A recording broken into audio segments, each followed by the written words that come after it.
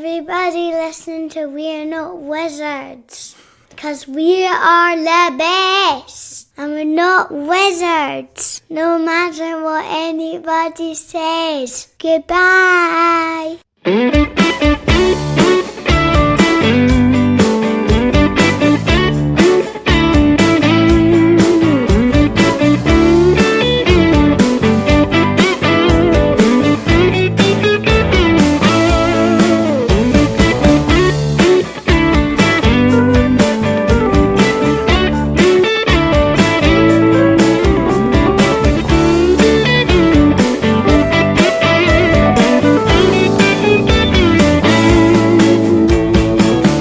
Hello and welcome to another episode of We're Not Wizards. My name's Richard. I'll be your host for June.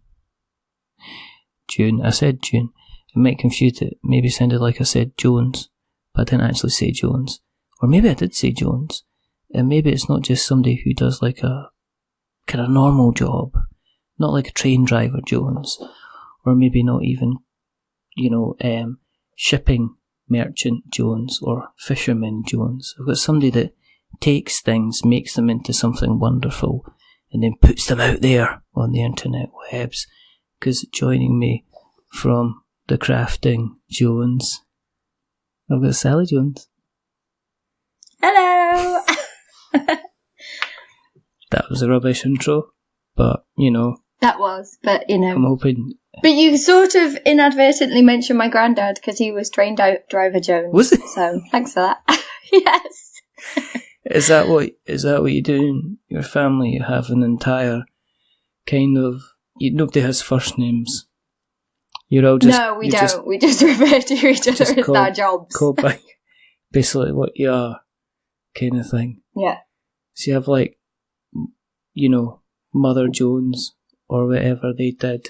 And then, that sounds pretty... Yeah, Bursar Jones, Teacher Jones, Actuary Jones, NHS staff member Jones. It's all very exciting. Is it not get confusing around about Christmas time? Because you have to remember... What happens if somebody changes jobs then? Do you have to have a family announcement? That's it. Yeah, the flyers go out and all sorts, yeah. Do you have an announce? Is there a Facebook group? And you have a sticky. Well, what we do is we hire the official bugler. Bugler. This is how tired I am. The bugle player, right. And we have a little proper announcement, and it's all very exciting. Is there balloons?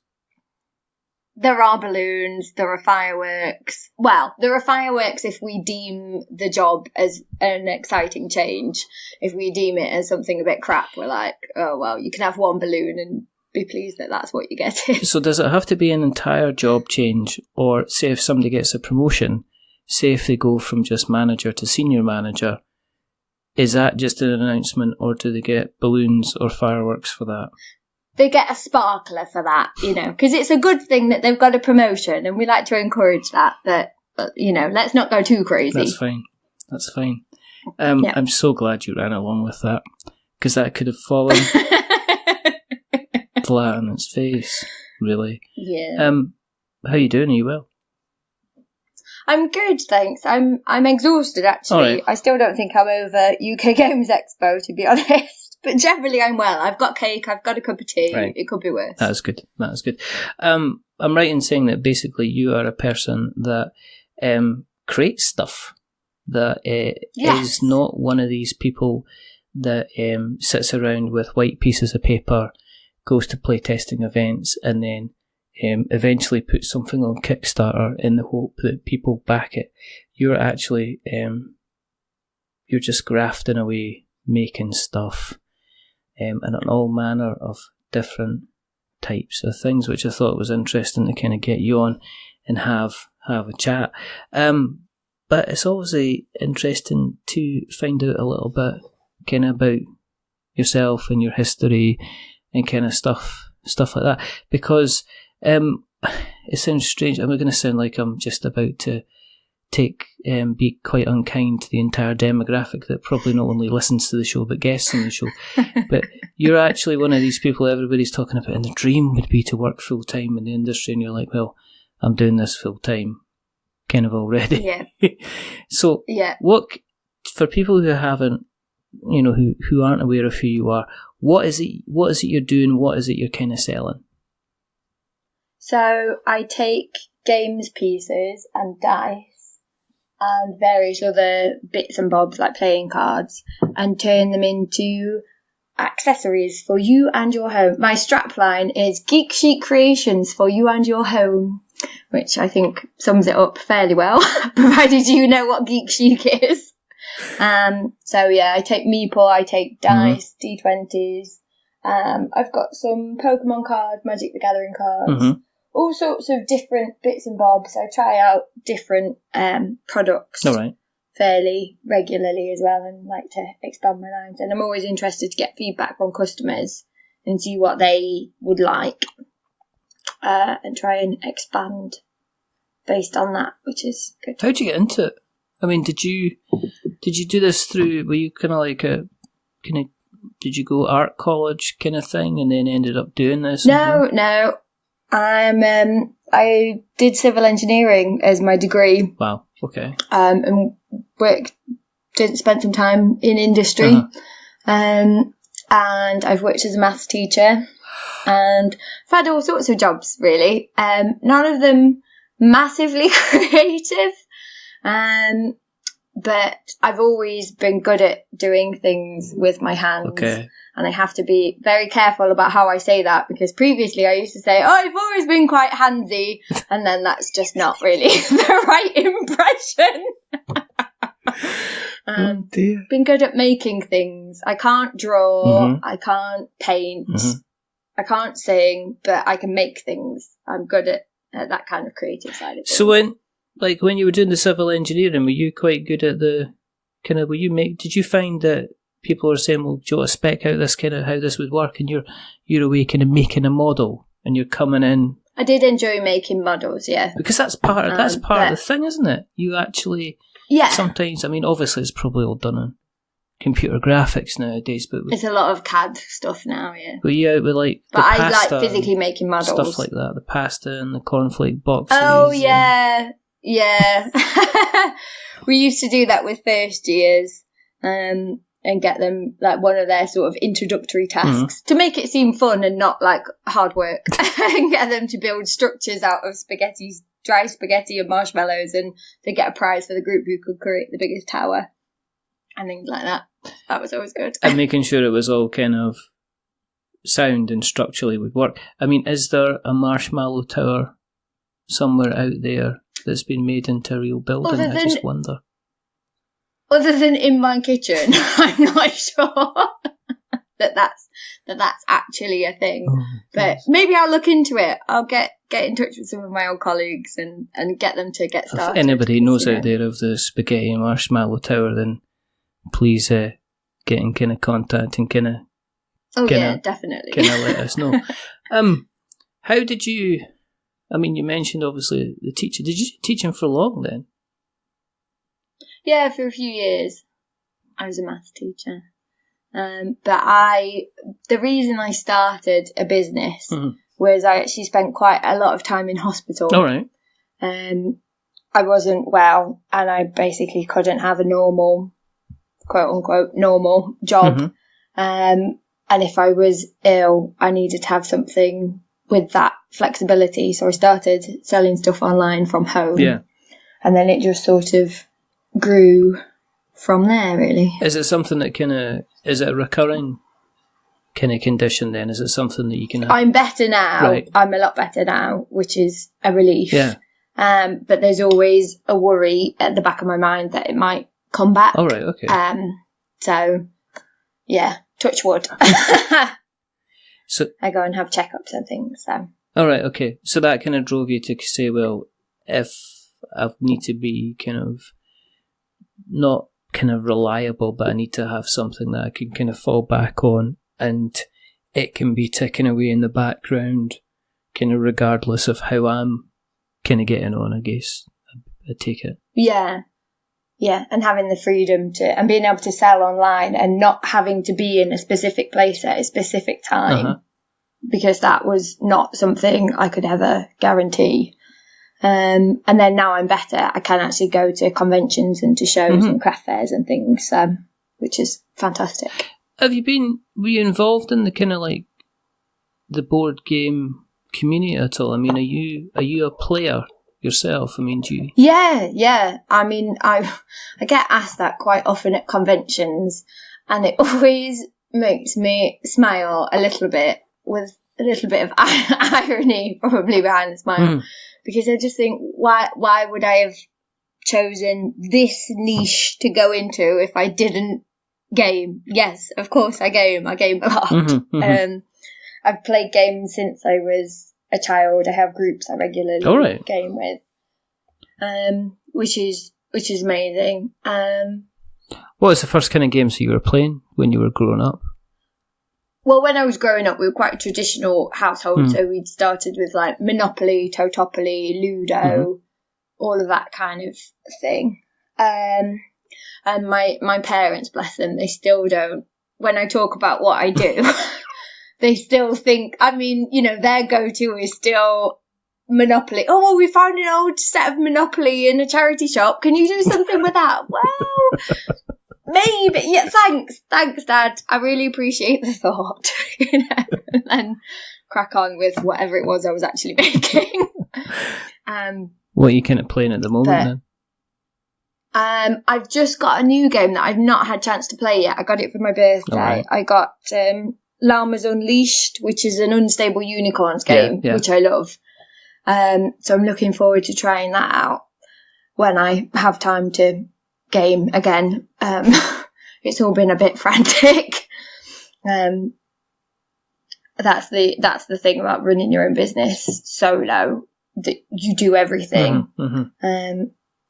There's a lot of pulls on your time, and having a stable social life is not something that exists for me at the minute, particularly. So are you more likely to pick up a kind of a game that you can get to the table quite quickly, and you can have kind of quick sessions? You get time to get into some of the kind of the bigger, kind of your brain burner type games at all?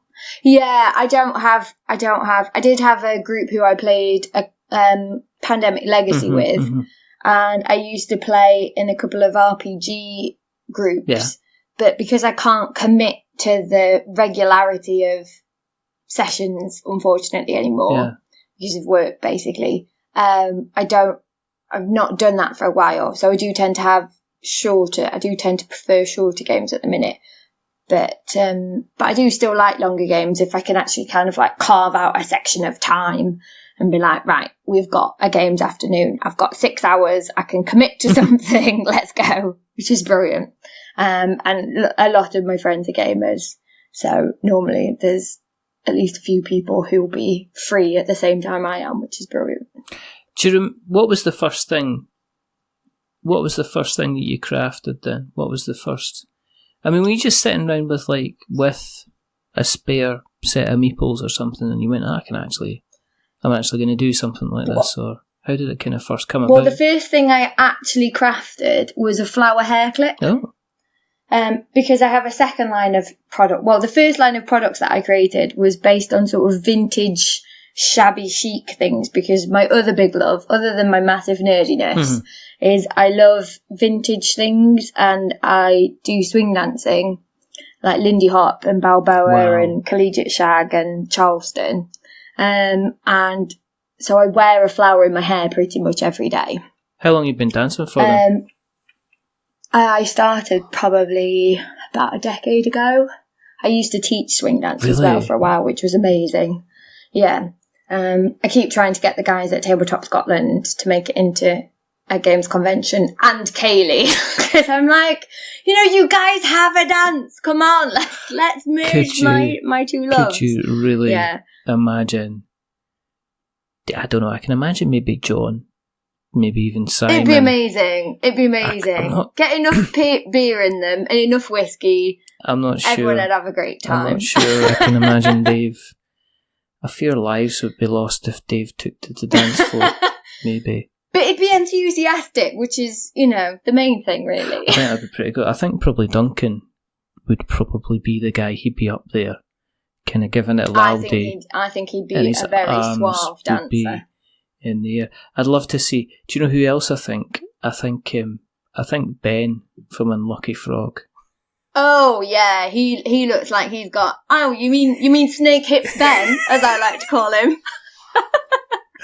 Yeah, him. I'm not sure about Josh. I'm sure Josh is like some kind of horrific dark horse that probably knows. He probably knows all the rules. He just, I think Josh just pretends to be English sounding. I think when he gets off, Do you think so? Do you think secretly? I think he's a fifer. I think as soon as he gets off the mic, he's like, "All right, man, I'm just away down there. I'll see you later, Ben," and he's away. And then when he's in front of the public, that's when he kind of puts on the voice. I think it's potentially maybe too late for this year, but I think I kind of have a bit of a dashing white sergeant, a Canadian barn dance. Well, quite. I think that might be the kind of the good thing. Do you still keep the swing dancing kind of going on and off, or you just simply not got the time to?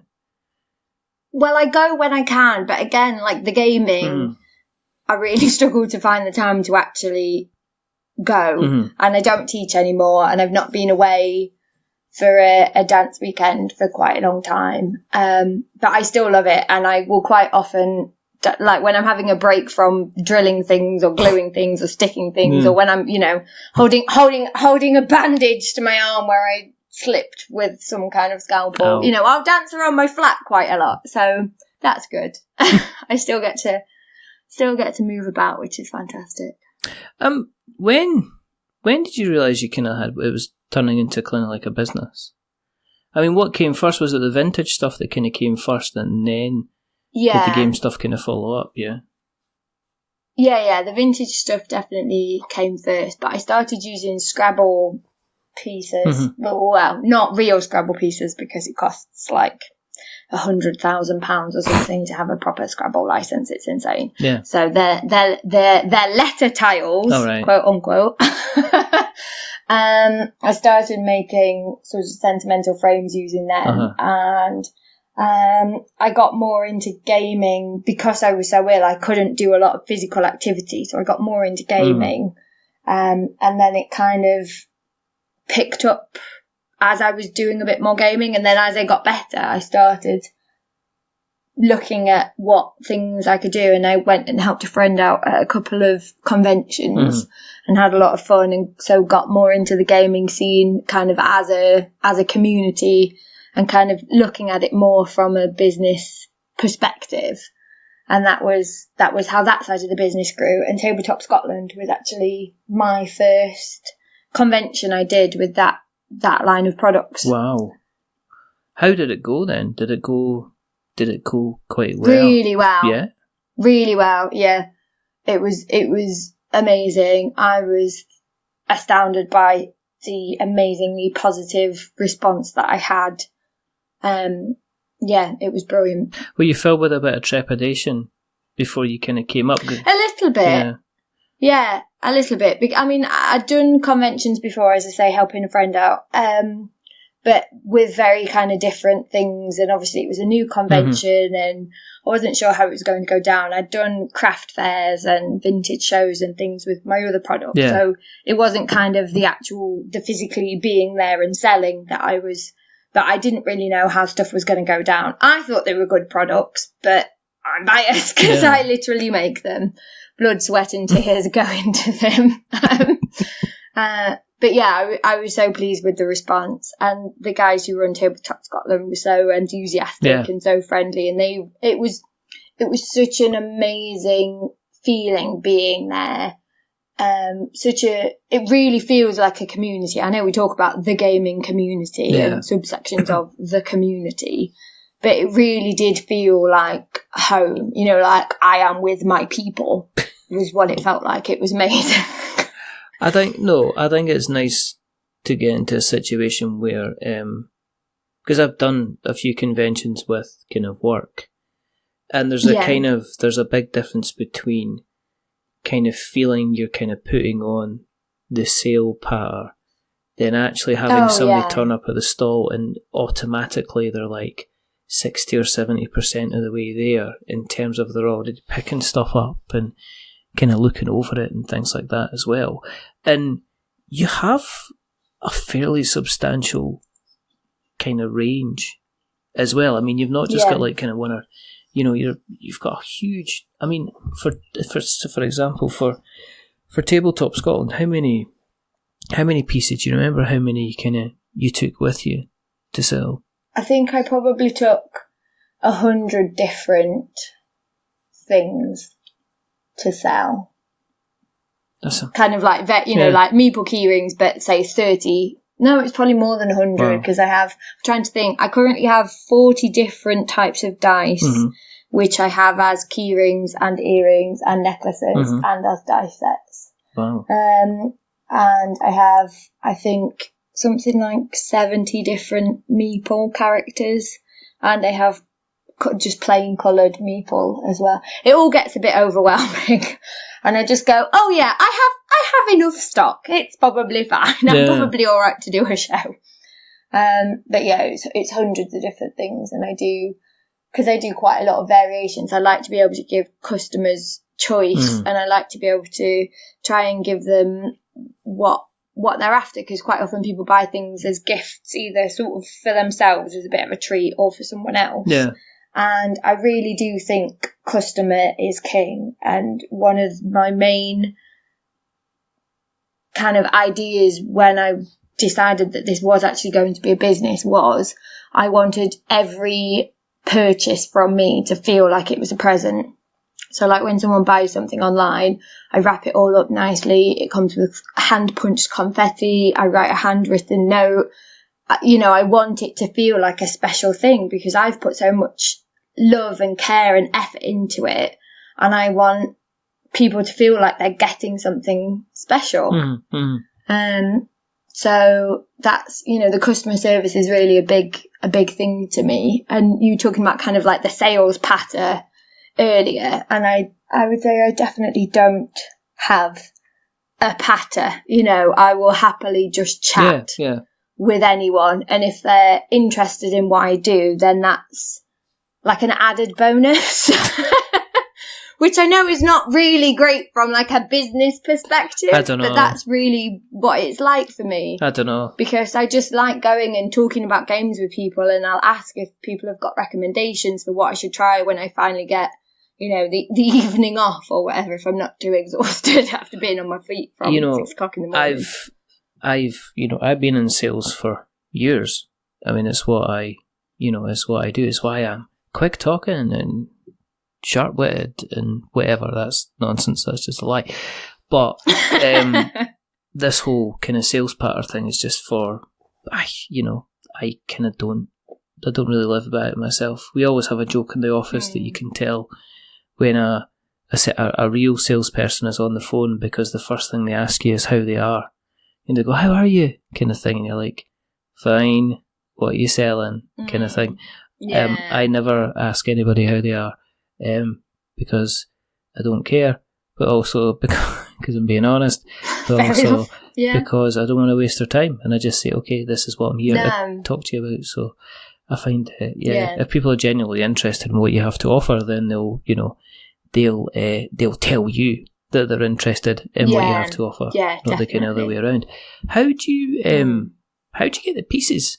How do you source them? Is there like a kind of a big meeple and dice supplies place do you go to? Do you go into anywhere in particular? I have various different wholesale suppliers, and some of the bits I do. I don't make my own dice. This is something I've been looking into, but given the amount of time everything else takes me at the minute, I'm not going to start doing that. But I'm hoping sometime in the next couple of years I will be making dice myself, which would be amazing. But at the minute I have a wholesale supplier, and I get the meeple wholesale as well, and then some of the characters I tweak a bit to make them a bit more a bit more me, I suppose, or a bit more how I would want the characters to look. So it's quite a lot of creation goes into everything, and everything takes so much time, and I hate drilling dice.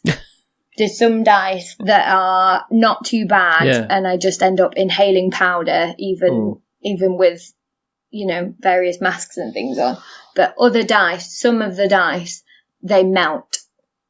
The plastic melts onto my drill bit. So after every single dice I drill of those type, which is about 60% of the dice, I have to then change the drill bit and dissolve the plastic off the first drill bit in acetone. And then, I have, I think, about 50 drill bits of the same size so that I can just keep drilling. And then by the time I get to the end of the 50, I then, you know, I can take the next one out of the acetone and the plastic will have dissolved off. Are you? It's quite labour intensive. Are you kind of seeking help with your dice dust addiction?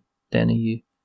With my I need to go to DDA, Dice Dust Anonymous. Do you kind but it's so glittery and sparkly. It's so exciting. Do you kind of start off and say, well, I started off in a D6 like everybody does, but you know, I've moved up to soon graduated to the D20. Moved to the D20s and occasionally have a cheeky D4. Oh yeah. Well, everybody loves a cheeky D4 now and again. Stop. But do you ever cannibalise actual kind of pieces from kind of games themselves? Do you ever? Yeah, I have done. Yeah. I've never done it with full game. Before I get hate mail, like threats on Twitter, I've never taken a game that has all the pieces. I've only ever done that with games from charity shops or things friends have donated that there aren't all the pieces of. I'd like to reassure everyone I've not ruined games just to show them a bit. Not even Terraforming Mars then. Not even I know you want to, you know, that you think that it should go die. But no, not even Terraforming. If you give me a copy of it, I will destroy it and turn it into something beautiful just for you. How about that? I think only you can actually take something that's like Terraforming Mars and turn it into something kind of worthwhile. Thank you. I think that's the nicest compliment I've ever had. There you go. You know, one of the days I'm just gonna get a tap on the shoulder, and then I'm just gonna get a bullet in the back of the head, and it'll be a closed casket. and then they'll find me, and there'll just be an algae card from Terraforming Mars over my slowly cooling corpse, kind of thing. Yes. But you know, that's not for now. That's for kind of like the. But I'll make the flowers for your funeral, so it'll be fine. It'll be a beautiful affair. It's good to see that you bring in the greed of your own business in the proceedings over my death. Exactly. I donate them freely, you know, for such a legend in the gaming community. Don't use the L word. You know, it's not true. I'd like it to be true, but I don't want to be dead in order for it to be true. Thanks very much. Okay, fair enough. That's a good compromise. Thank you. In terms of, because you mentioned licensing for Scrabble, so is that something that you have to be kind of wary of? You couldn't actually just take, because I know that you get, say, you get some people that make kind of dice trays for Terraform, you know, for different games. They make kind of like token trays for Terraforming Mars. They make actually the kind of the plastic sheet that you can put atop of it. I don't know if they have to seek kind of licensing permission to actually trade it, but is that something that you have to be wary of, that you're not actually claiming something as of somebody's IP, that you try to be quite generic in what you're offering to stop somebody from tapping you on the shoulder? To a certain extent, yeah, I have to be careful. There are some things that I sell that have branded things on them, but because of how I have come across, because of they've been sold to me to be sold on. All right. that's quote unquote safe. That's fine, because that's the purpose of the items.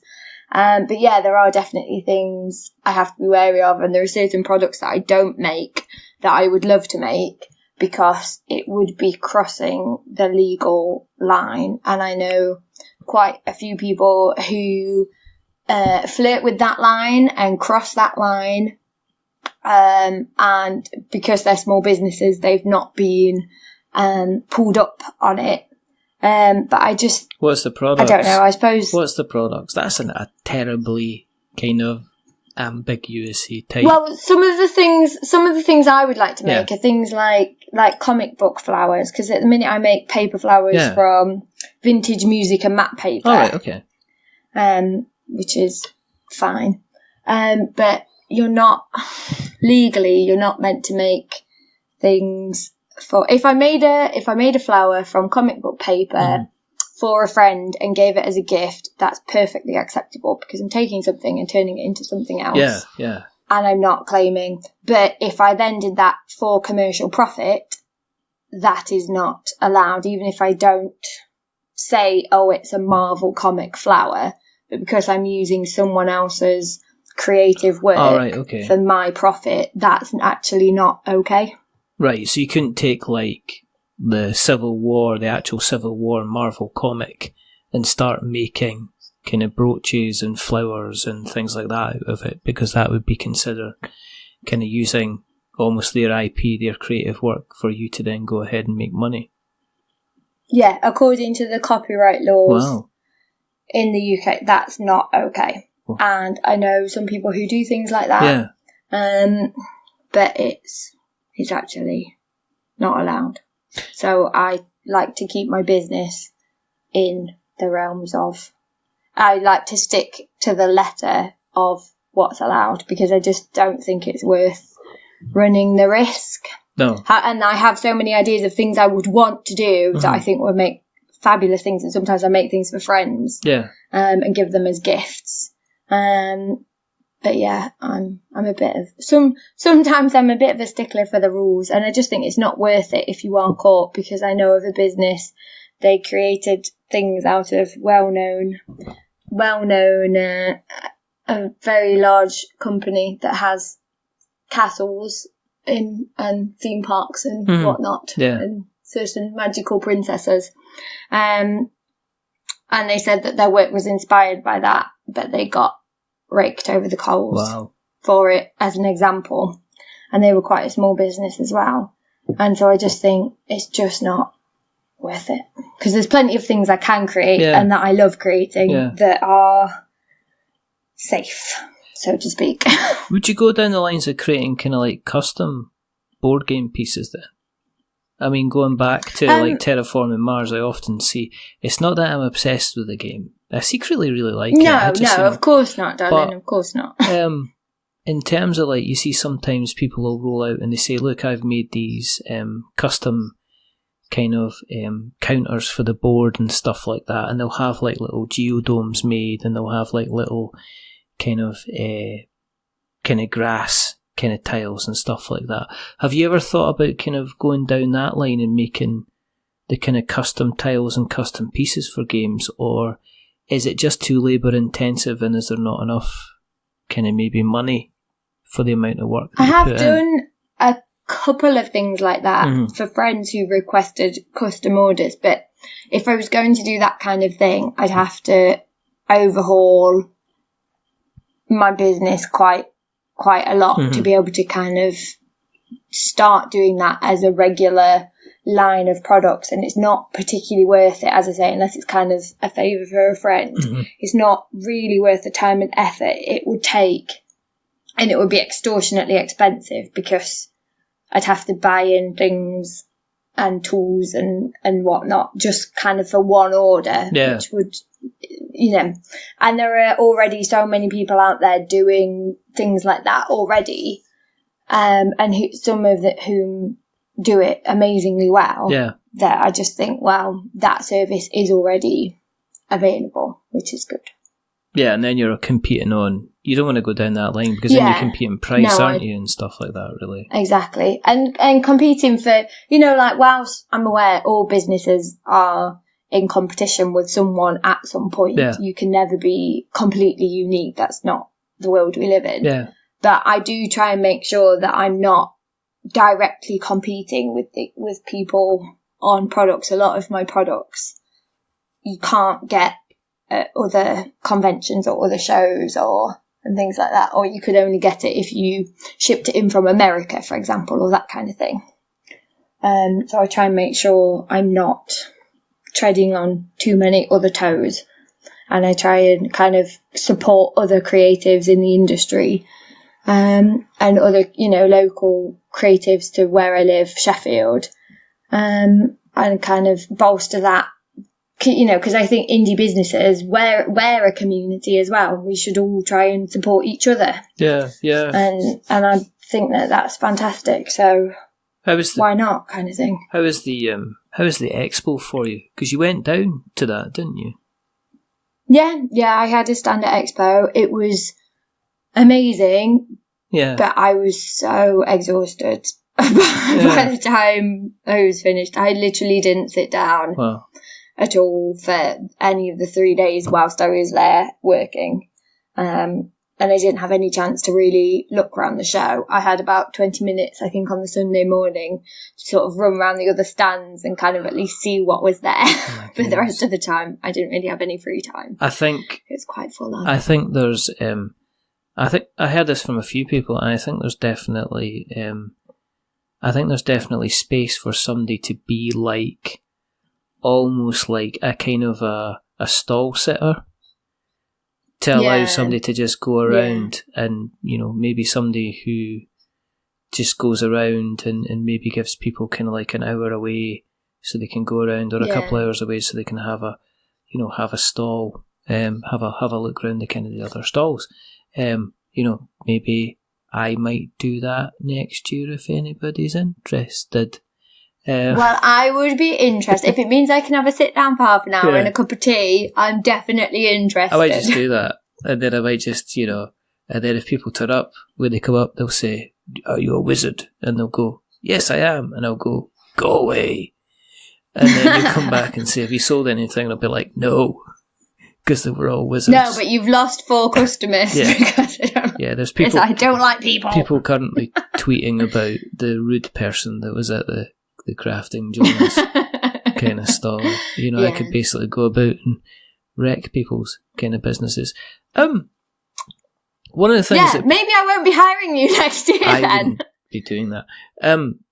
In terms of financially, is it financially worth doing something like this? Because one of the things that I don't think it's greatly discussed is the kind of the return on investment. I know, obviously, you're kind of at the beginning in case of putting yourselves kind of out there on the tabletop type space.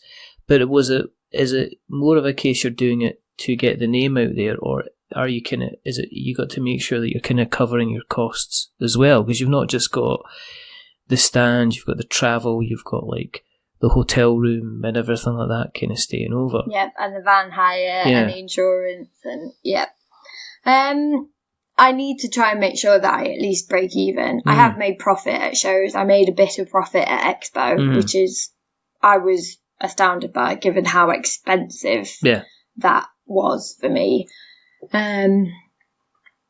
But it wasn't a lot of profit, I wasn't going out, going, oh well, I can go jet off on holiday next month with all this oodles of money. But it did at least pay for itself, which was good. And I was worried. I kind of built in though into my finances for the year that I expected to make a loss at Expo because it's so massive and it was so expensive. I didn't expect to make a profit because my work is so labour intensive, and because I'm at this really awkward size for a business where I am a business, so I need to buy wholesale, but I'm not big enough yet to be able to get everything wholesale. Like I need to order things in the hundreds maybe. All right, okay. Not the thousands, or I need things in the thousands, not the tens of thousands. Yeah. And so it's this really awkward phase where the costs to me are quite high, and then because I make everything by hand, like even the greeting cards that I sell, I don't make them by hand, but I design them all and then get them professionally printed to make sure that they are a proper greeting card, that the ink's not going to run or whatever. But that all takes quite a lot of time. No, I mean, it's like you guys kind of like, it's like the developers, once the Kickstarter's funded, them going to the manufacturer and asking to either get 1,000 copies printed or 5,000 copies printed. There's kind of like your price breaks and stuff like that. Yeah. But you're kind of in that middle kind of ground. Yeah, I'm in that awkward zone. Yeah, which makes it tricky and means I don't really make a lot of profit on my product, because people say, oh, why don't you sell to shops? Yeah. I want to be able to buy your stuff in like my local gaming shop. And I'm like, that would be amazing. Yeah. But local shops don't want my stuff. Well, they do want my stuff because it would sell, but they don't want it at the cost that, they need to be able to make more profit. Yeah. To make it worthwhile for them as well. Yeah. And at the minute, it's only just worthwhile for me.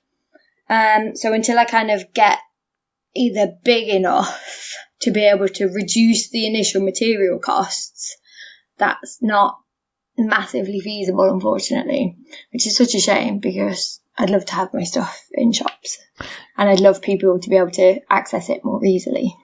Do you talk with other creators then? I mean, is there almost like a kind of a crafting kind of group where you kind of share ideas? Was there other people that you knew that were going to the expo that you could compare and contrast?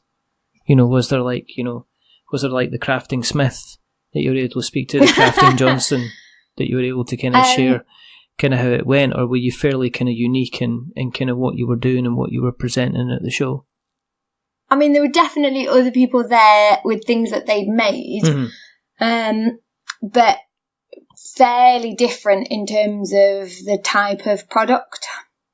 So, like, there were a couple of amazing people doing like fascinators and steampunk goggles and things like that. And there's Geeky Clean who do amazing like bath bombs and whatnot. And so we all create things from scratch, but because they're so different in terms of what it is we're actually producing, it's not massively comparable, really. Yeah, okay. But I do have an amazingly supportive group of people in Sheffield who all run their own businesses, and we kind of get together and we've got a group message chat thing where we're like, oh, I'm having a crap day, and we're like, oh, don't worry about it, I had a crap day Tuesday, and like it's kind of just having that reassurance of like, well, actually, yeah, we all go through the same problems sometimes, and don't feel bad that such and such has happened, and and we're all supportive, like, oh, I've seen there's this course or there's this there who's asking for applications, and we all share stuff, and it's really amazing. I don't know what I'd do without them, really. Do you get a lot of local business support? And what I mean by that is, in Scotland we've got like the Scottish Enterprise, and we've got like Small Business Gateway and things like that. Is there kind of actually official kind of government support that you can go to get kind of help and advice, or are you relying? No, there's something called Business Sheffield in Sheffield, shockingly, and they give free advice. There's free workshops and things you can go to. There's like networking events. They're really fantastic. Yeah, there's a Business Really Sheffield fantastic. up here as well, actually. Oh, right. No, there's not. That's not true. No. I was like, did they get lost? Did they need to see a map? That's good. But as I think I've said before, Scottish Enterprise seem to concentrate kind of less on retail for ages. They were doing very, very little and used to kind of have to go to kind of small business gateway. In terms of, like, say that you mentioned you've got your kind of your online presence on the website. You've also got Etsy. You say tomato, I say I say tomato. Is that a key part of the business as well? Is that something that allows kind of like a steady kind of cash flow to kind of come into the business? Well, I started with an Etsy shop before I had my website. I've only recently, like in the last 2 or 3 weeks, had my website up and running, and I still don't have all my products on there. I don't even have a third, I think, of my products on there yet, because it takes so long to photograph and upload product details. It takes an insane amount of time, but I am getting there. And I said to everyone who I've met at conventions recently, like, if you've seen something you want and then think, oh, I'll buy it later, but can't find it on the shop, just drop me a message, because I will have it. It takes like 4 hours to photograph and upload one product. Right, okay. And because, just a dice keyring, I can't just upload one dice keyring because I have 40 different dice keyrings. Yeah. And things like it it takes an insane amount of time. So I don't even have all my products on my Etsy shop yet. So I started with an Etsy shop with the Shabby Chic products, because I'm not massively technologically literate, Right. and I didn't know how to go about setting up a website, and it seemed like more work. And the good thing about Etsy is that it's an online marketplace. Yes. Where people are looking for things, for gifts, for presents, already. So you kind of have that. People can find you through there who wouldn't normally find you just from searching on Google. So that's a massive positive, which is why I keep my Etsy shop open, even though I've now got a website too. The downside with Etsy or any kind of selling platform is obviously they take fees. Yeah, they take a chunk. Yeah. So it's sort of balancing that up. And you're also relying on Etsy getting their fees right, because I'm involved, as I probably said before, I'm involved in the marketplaces. So there's the occasional story that comes out where Etsy have, for whatever reason, somebody's fallen asleep at the wheel and charged everybody an extra 12% or something like that on their fees, to much furore, as they would say. Yes. Right. Is it a necessary part of the business? Would you keep it going even if the conferences were continuing to kind of do well? Do you see the business without having to rely online or on online marketplaces? Have you not considered kind of like eBay as well, or is that just a complete? Well, I have looked into eBay and I have looked into Amazon, and for me, because I make everything from scratch, Etsy for me was kind of the automatic place to go. Yeah. But I mean, Etsy used to be, it had to be handmade or vintage. Yeah. And vintage, it had to be able to be proved to be 20 plus years old. Or I think maybe 25 plus years old. And now that's not the case. There's loads of mass-produced tat on there. Yeah, there is. And there's loads of people selling stuff that they haven't made and just listing it as handmade. And Etsy don't seem to be doing anything about it, which is a shame, because I think it waters down the effort and the creativity of everyone who is making everything. But as I say, because it still has people do still go there for gifts that you can't get kind of elsewhere, or can't get necessarily in your local John Lewis or wherever. Yeah. It is still useful. And I think, again, for me, because I do make everything by hand, kind of going on eBay or Amazon, A, they take quite high fees. B, they're very they're very buyer orientated.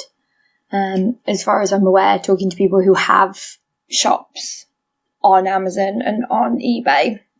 And it's, I suppose, partly for me, it's kind of a branding thing of, I am the Crafting Jones. It is me. I make everything. Yeah.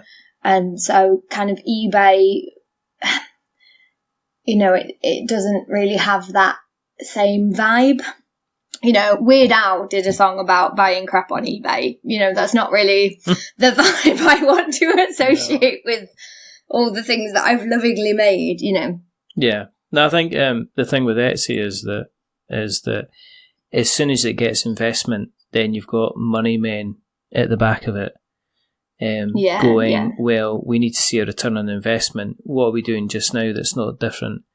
And then they say, well, we've got these stringent policies. Well, if we relax these policies, it means we can encourage just anybody to kind of sell on the platform.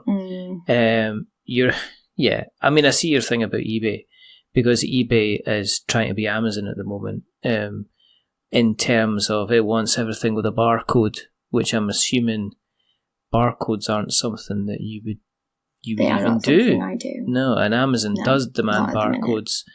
It's interesting because I know that Amazon have several times continually tried to introduce some kind of made-at-home, handmade kind of section, but still seem to stipulate that people need to have their own barcode for the product, where people have went, it costs a fortune to get a barcode, so, I can't, it's just like it's not. It's like a subscription service that you have to pay every year in order to kind of keep the kind of the barcodes going. I have to stop talking shop because this is what I talk about during the day. It's kind of interesting. Would you venture into other things?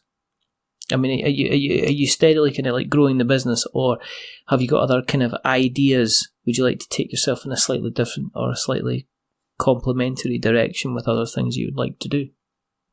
I really want to design a board game because I have an idea. I want to create a swing dance based board game. Really? Yeah. How's it work? Because I don't know. I've not got that. I've not had the time to get much further than I want to do a swing dance board game. I have some ideas. I think I'd base it on kind of a Jack and Jill competition, which is like a swing dance, a style of swing dance competition. It has kind of different levels to it, and so that could be built into the game. Is it a deck building game? I don't know. Oh, come on. Right. When you like scribble things in the back of a notebook of like, oh yeah, that would be good. And but I could do that. And I also have an idea for like kind of getting through an international dance camp game. But that would be very different to like the Jack and Jill game. And so many ideas. Okay. That I have many notebooks full of scribbles. Here's my idea for the Jack and Jill dance game. It's a card game. It's a deck building game. Okay. What you do is you start off with a hand of 7 cards which have kind of like basic moves. Okay. Yeah. And the card has a value on it between 1 to 6, which tells you the possible number of moves that you can string together in a sequence. And what you do is you can play several cards in a sequence as long as they kind of join together. So they can have different colours. So you can maybe turn like a spin into like a straight kind of quick step or drop step or whatever like that. And then you can change it into another spin, but you can't put 2 spins together because otherwise, it just doesn't work and it doesn't flow. But what you do is every round you are drawing kind of, you play your cards and that gives you points. The points allow you to buy more powerful dance move cards that you then put into your hand. And then you play your cards that say, okay, so the next hand you've got allows you to play 5 cards, so you can string 5 cards together. And the idea is basically to gain the highest level of kind of judges' points or applause from the crowd. There you go. By the way, I was so quiet because I was writing all that down. That sounds fantastic, but you can't steal my idea. So I'm not stealing your idea. That's my idea. Okay. Well, I'm stealing yours then. Well, I've that's written fine. it down. You can have that. You can just have that. I'm not sure about the championship at all. would be kind of strange. If you weren't doing the board game craft and stuff and the vintage craft and stuff, what would you like to do? Kind of a different wise? craft or a different job? A different craft. If I could say, right, okay, whatever course you want, you can have a 2-week crash course in whatever, anything. And at the end of the 2 weeks, you will have the full skills to be able to go ahead and make that thing or do that thing. Is there another kind of craft and skill you would love to kind of have? I kind of love steampunk stuff. All right. So I'd quite like to get into steampunk. But given I have thought about it, and part of my kind of business plan that I did last year, I did mention that that's a possibility of where the business could go. But given that I have, I think, over 500 products, and I only have 2 product lines at the minute, I think adding a third one at the minute would just be insanity. But I love that style. I think it's amazing. I think you can make some really beautiful pieces out of clockwork and all sorts of things. And I kind of like the slightly alternative styles, like, you know, like vintage stuff and the gaming geek chic, as I like to call it. And, you know, I think steam chic, that would be what I would call the other stuff. I wonder if that's trademarked. I like actually wearing something a bit unusual. Well, I will look into it at some point. I'll add it right to the top of my to-do list. I'm going to do it right now. Where's Google? Where's nominate? You're going to get to and register the domain names and find they're gone. Along with the Jack and Jill dance contest, the swing party, it's gone. It's away. Oh no. I'm going right off you, Richard. Thank you. That's okay. You know, it's a trend at the moment. Yeah, it's fine. I'm going to create one that's called Richard Loves Wizards. That's just pictures of you with like superimposed wizard hats on. I think that's going to magically appear somewhere. Pictures of me running through a field, hand in hand with Gandalf. Yes. You know what I mean? Oh, so you've seen the website, have you? Yeah, just like, and it's a T-shirt, and underneath it just says, "We have passed." You know, kind of thing. In his voice. Very witty. There you go. It's not witty. Yeah. It's a horrific rabbit comedy, as is everything I say. If people have listened along tonight and they went, I wouldn't mind getting my hands on some of these fine wares. Where do you exist on the internet? Are we talking about the things that I make now? Or yes, we actually stop it. My word. Where do you exist on the internet webs? I exist on the internet webs at www.thecraftingjones.com. Mm-hmm. And I'm on Instagram and Facebook at The Crafting Jones, and I'm on Twitter at Crafting Jones, because Twitter was incredibly annoying and The Crafting Jones was one character too long for a handle. So I was very frustrated. So that's at Crafting Jones, but everything else is The Crafting Jones. I know. And it's not like you could do a Yorkshire variation and have like you just put not really. Put Crafting Jones. Yeah. Kind of I think that'd be more confusing. Yes. I've seen your stuff in person. It's fantastic. Thank you.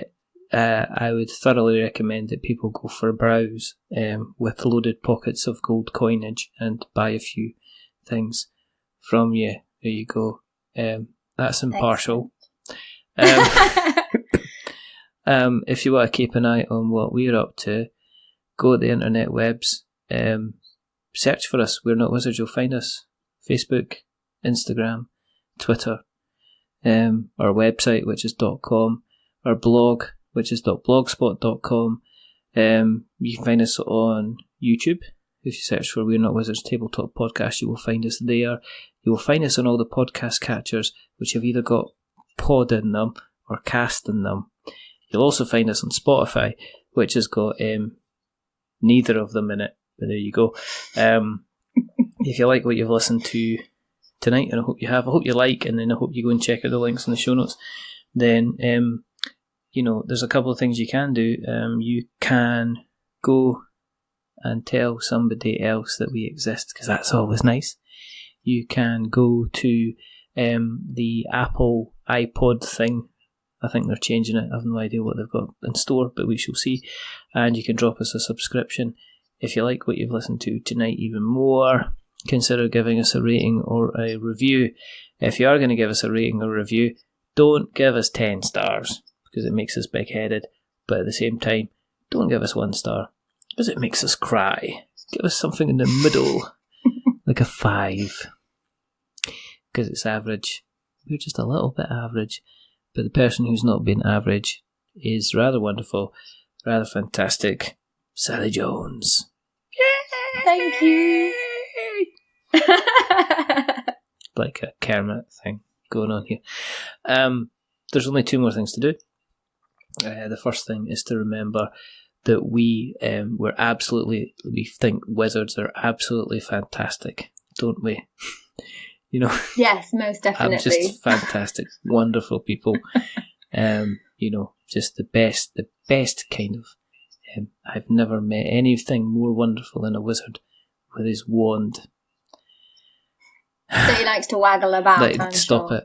And this, and the second, we're just many things, but we're not wizards, for goodness sake. I can't even lie convincingly about these fools. Lazy people. Imagine anybody that uses magic to make a cup of tea. Get up, mate. Put the kettle on. You know what I mean? Could do with the exercise. Bearded fool.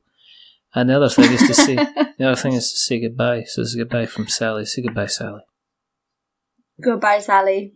And it's goodbye from me. Remember, stay safe, roll 6s, make something awful. But until the next time, goodbye.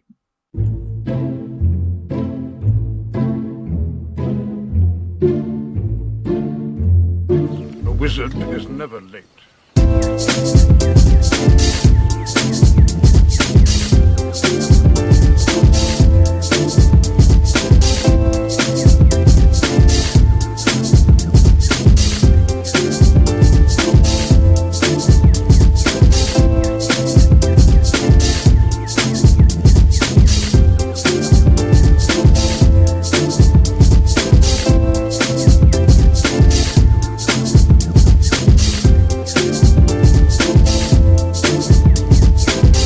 Nor is he early. He arrives precisely when he means to.